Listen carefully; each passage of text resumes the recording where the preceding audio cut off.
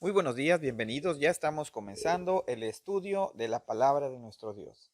El día de hoy llevará por título La sanidad de Jesús y estará basado en el Evangelio de nuestro Señor Jesucristo según San Marcos capítulo 2, los primeros 17 versículos. Te invitamos a que te quedes con nosotros y que juntos busquemos la edificación a través de su palabra.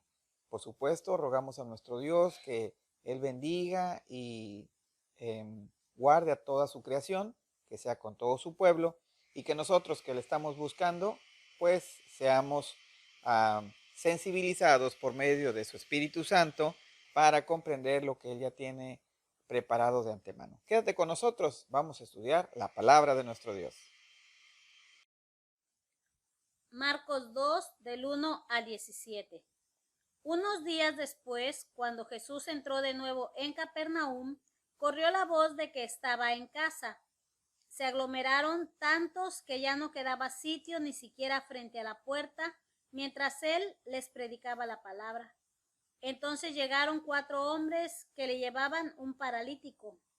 Como no podían acercarlo a Jesús por causa de la multitud, quitaron parte del techo encima de donde estaba Jesús y luego de hacer una abertura bajaron la camilla en la que estaba acostado el paralítico. Al ver Jesús la fe de ellos, le dijo al paralítico: Hijo, tus pecados quedan perdonados. Estaban sentados allí algunos maestros de la ley que pensaban: ¿por qué habla este así? Está blasfemando. ¿Quién puede perdonar pecados si no solo Dios? En ese mismo instante supo Jesús en su espíritu que esto era lo que estaban pensando. ¿Por qué razonan así? Les dijo.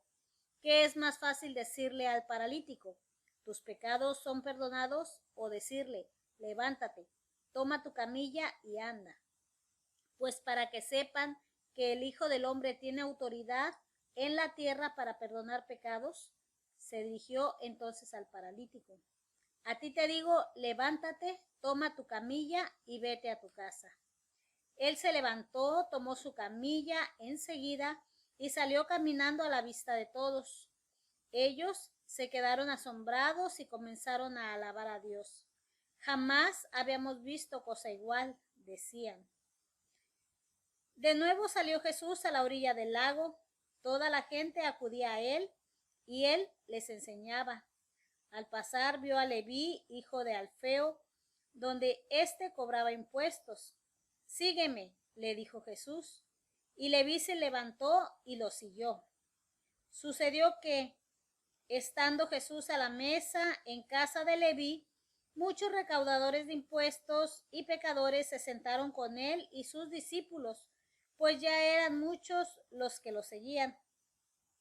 Cuando los maestros de la ley, que eran fariseos, vieron con quién comía, les preguntaron a sus discípulos: ¿y este come con recaudadores de impuestos y con pecadores? Al oírlos, Jesús les contestó: no son los sanos los que necesitan médico, sino los enfermos. Y yo no he venido a llamar a justos, sino a pecadores. Amén. Y vamos al punto número 1, que es denominado el mayor problema humano, basado en Marcos capítulo 2, los primeros 5 versículos.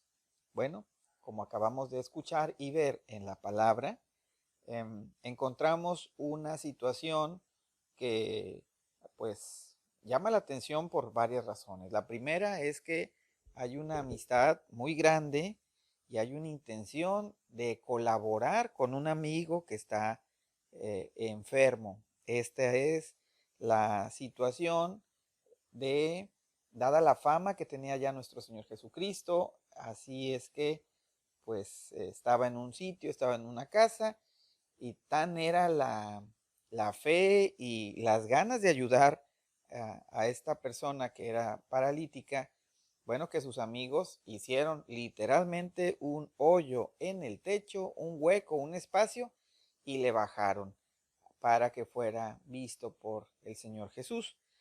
Esto, bueno, llama la atención porque si hablamos de amistad, bueno, esta es una situación donde manifiesta, pero de manera muy clara, que sus amigos buscaban eh, resolver o ayudar a resolver por medio de Jesús el problema físico que tenía el paralítico.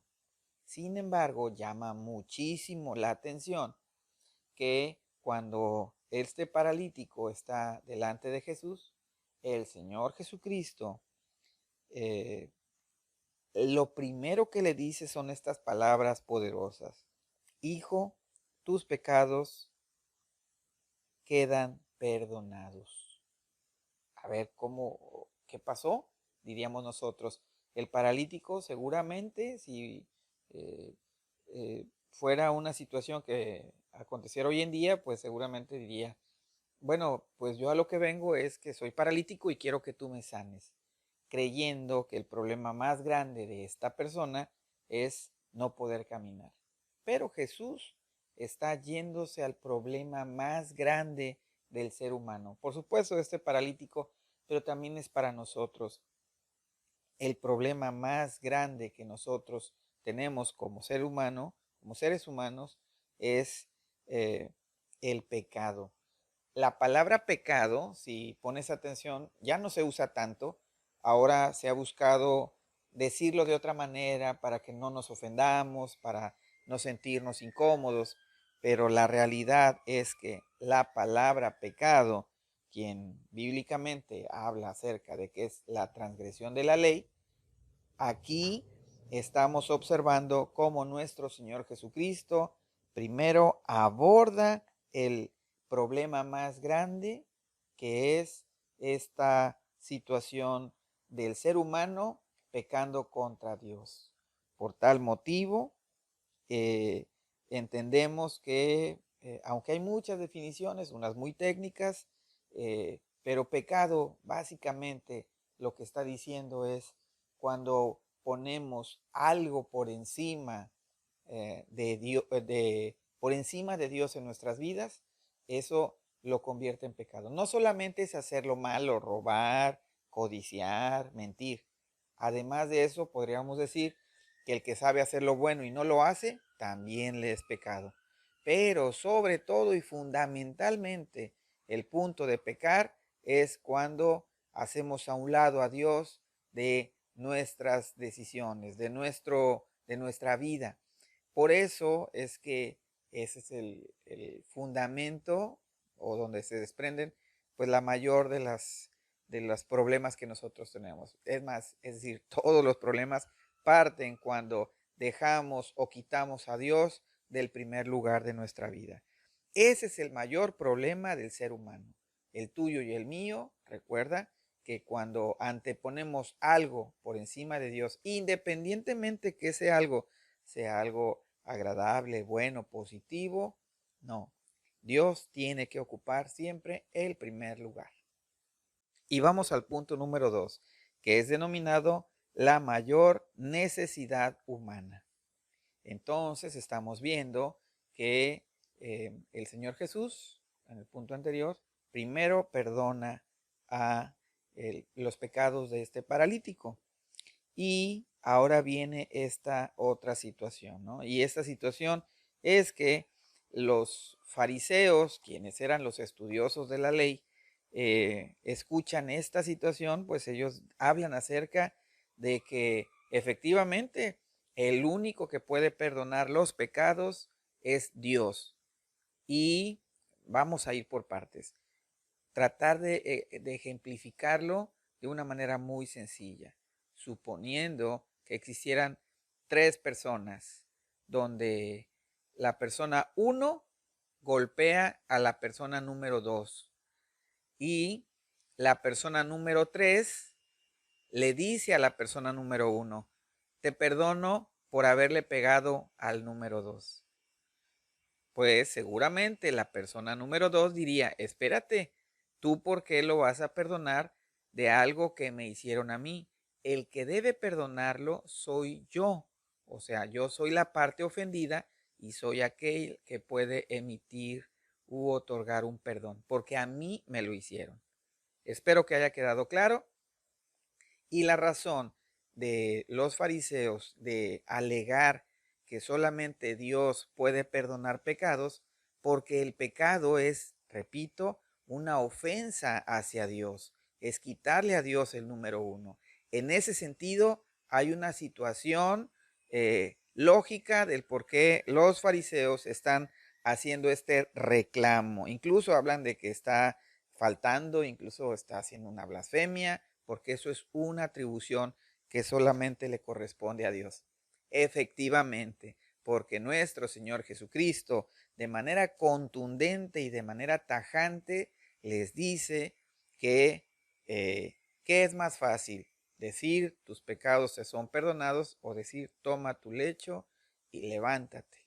Entonces, lo que estamos viendo aquí es que nuestro Señor Jesucristo revela su naturaleza divina, porque Él es Dios también, es 100% hombre y 100% Dios, y Él revela, por eso tiene esta potestad, esta facultad, porque Él es Dios, el Dios creador, es el Dios sustentador, y aquí nosotros podemos ver con claridad que estas personas eh, están extraviadas, están incluso hasta molestas, porque ellos no lo perciben de esta forma.